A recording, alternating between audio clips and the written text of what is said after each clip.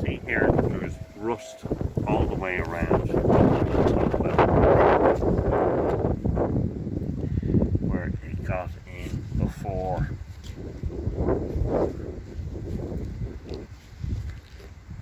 And I think that's up all the way up to the glass. So I don't know how we're going to put the rust inhibitor on that. I'll come down and have a look.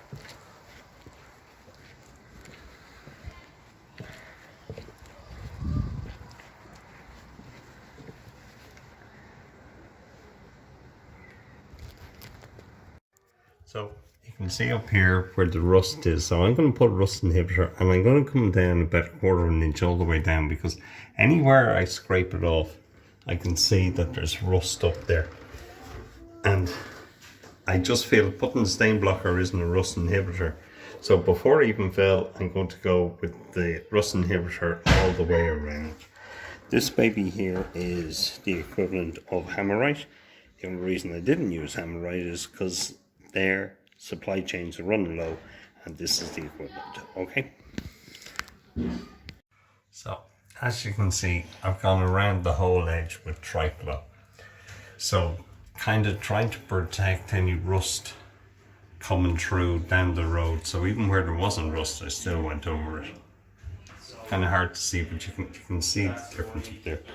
Now we're going to put a little bit of Bins primer sealer. So because regular paint won't go over the Triflo, so I need to go over this so it actually accepts it. Okay. Thanks. So here's what I've done. I've used quick drying filler to flush out any of the gaps on the top all the way around, and after that I'm going to put a coat of bins on it again, and that way I know that the paint will adhere to the bins, which will adhere to the filler, because sometimes the paint doesn't stick right on the filler. Okay, thanks folks.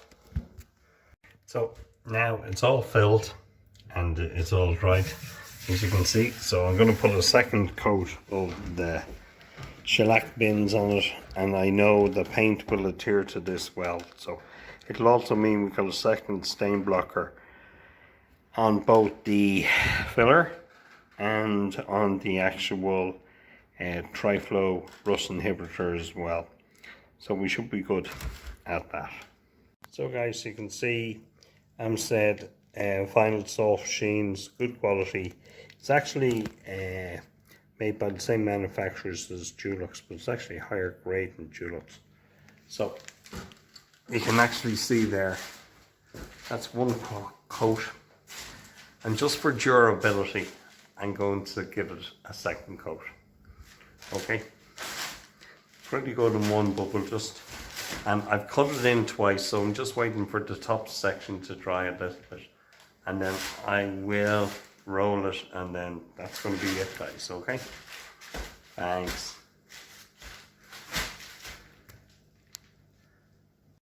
So how much to paint a light well?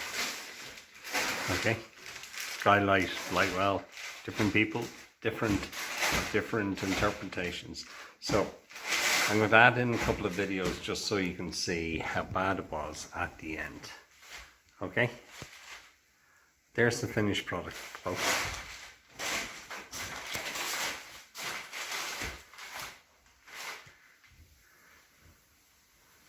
So how did we do it? First of all, there was metal that was rusting, so we went around all the edges at the top, and I used Triflo rust inhibitor. Then I went and we used a sealer on top of that. Then I filled it in with a quick drying filler, and then I reused the bins, and then after that I put a soft vinyl satin on it, soft sheen. Okay, so material wise, I had this in the van. I bought this. So this I'm charging as nothing, because most guys would normally have something like this. The stain blocker was 25. And the soft sheen I also had, but a 2.5 would have been more than enough, so you can put 25.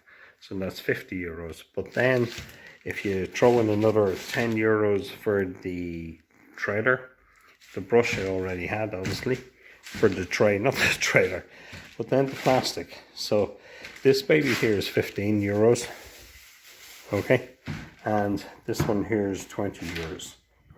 Actually, I think it's 27. So 30 euros, 20 euros, 50, plus a roll of tape, 55, plus 20. So you can call, if you had to get all the materials plus the 2.5, it would have been about 110 euros. I know it's a crazy amount and you're going to reuse it, but you still have to charge for what you're going to use. You know, each job has to cover its own costs individually, and if you have something left over, okay, that's great, that's profit, but you have to go in the assumption that you don't have it and you need to buy it. Okay, labor wise, it was half a day. So I'm going to put a full day in for that, because by the time you come, by the time you set up, I had to let them get out of the house, let the kids go. So by the time that I missed an hour or two in the morning, just let family life go on. And then by the time that I tidy up and clean up, okay, it might be 4.5 hours, but and something like that, you're losing hours where you could have been elsewhere earlier. So charge for a full day. So one full day plus the materials, plus your 1/5 of your weekly rate for your overheads as well, plus profit on top.